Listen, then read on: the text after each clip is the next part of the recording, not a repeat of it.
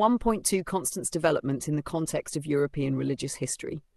1.2.1 Occultism and the need for historical contextualization. What, then, is the occultism that Constant supposedly continued or founded, and what role did it play within the history of European religion? The meaning and historical classification of occultism are highly contested. Moreover, the term is frequently equated, confused, or conflated indiscriminately and without attention to its particular historical context, with other terms such as the occult, spiritualism, esotericism, or occult sciences. The findings of esotericism scholarship, which has intensified since the 1990s and now makes considerable nuance possible, are still acknowledged far too rarely. Yet, as already noted, even the prevailing scholarly assessments of Constant, which understand his occultism as the continuation of an older esoteric tradition, can be called into question. It is therefore necessary first to undertake some etymological considerations of the term occultism, and on that basis to examine the most important scholarly approaches. The concept of qualitates occultae, or occult qualities, can be traced back to the Middle Ages, when speculation concerning the hidden properties of nature formed part of learned discourse.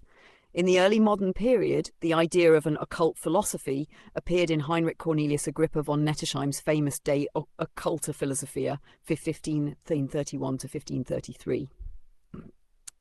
This must be understood within the context of controversial debates over whether the properties of magic were natural or demonic, as well as disputes surrounding narratives of a Prisca Theologia, an ancient primordial theology, in which both the Magi and the new forms of Christian reception of the Kabbalah played a central role. Terms such as occult or arcane became important watchwords in 16th century religious polemics. By the 18th century, the term occult had developed, to use Wouter Hanegraaff's expression, into a wastebasket category. It acquired an exclusionary meaning similar to the one magic had possessed since antiquity. Significantly, numerous compendia appeared during this period that, for the first time, grouped together so-called occult sciences such as astrology, alchemy, magic, Kabbalah, and related subjects, usually in a disparaging manner. In French, corresponding but largely unsystematic references to sciences occult, qualités occultes, virtus occultes, and arts occultes can be found in the Encyclopédie and other influential dictionaries. During this period, therefore, the semantic field of the occult acquired a strongly negative connotation. This development must be viewed against the background of internal Christian, especially Protestant, polemics, as well as debates arising from the Enlightenment. At the same time, words such as occult or occulte were also frequently used simply in their ordinary sense of hidden or concealed. As Jean-Pierre Laurent, following A. Lestrange, has observed, the French noun occultism appears to have been used for the first time in Jean-Baptiste Richard de Radonvillier's Dictionnaire de mots nouveaux, published in 1842. There it is defined as an occult system, a system of occulticité. Radonvillers explained the latter term as the condition or quality of that which is occult or hidden. Contrary to what later scholarship has claimed, however, he did not apply this quality to an esoteric Christianity, but rather, in the literal sense of hiddenness, to a political context in which he opposed priests and aristocrats. Thus, no esoteric context yet existed at that time. Since the late 19th century, self-identified esotericists and scholars have agreed that occultism was first popularized by Eliphas Levi before the word appeared in other languages as well.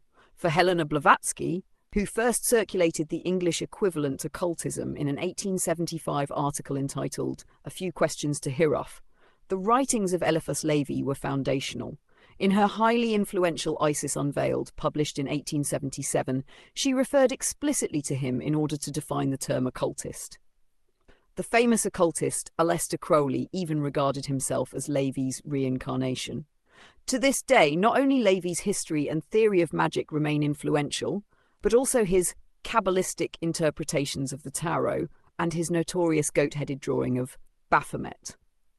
If the argument of the present study is followed, however, Constant's occultism did not simply arise from an early modern discourse concerning the occult, or from the esoteric traditions associated with it. Rather, it emerged within the specific context of the 1850s, on the foundation of his neo-Catholic socialist ideas. The modern perception of occultism was decisively shaped by the late 19th and early 20th centuries, when numerous groups, periodicals, publications, and individuals began identifying themselves as occultist and developed an initiatory narrative centered on Eliphas Levi as a key element of their tradition. The meanings assigned to the term occultism varied considerably and were fiercely disputed. This underscores that occultism was neither a unified doctrine nor a homogeneous movement.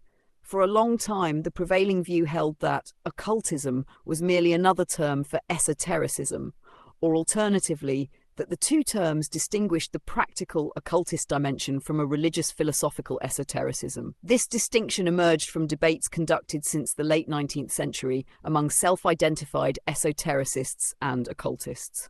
It was first adopted by scholars in 1974 through the work of Edward A. Tiriakian and later by Mircea Eliade and Antoine Fave. It has long been regarded as untenable, however, because no sharp dividing line between theory and practice can be drawn or generalized.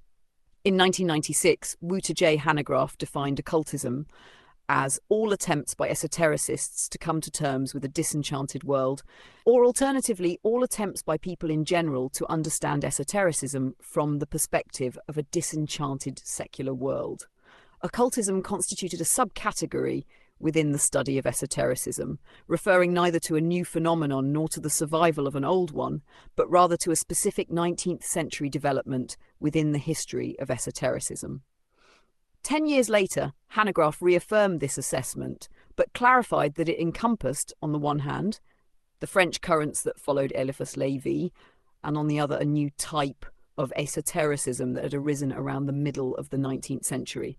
At roughly the same time, Marco Passi proposed an alternative definition of occultism based on 4 criteria.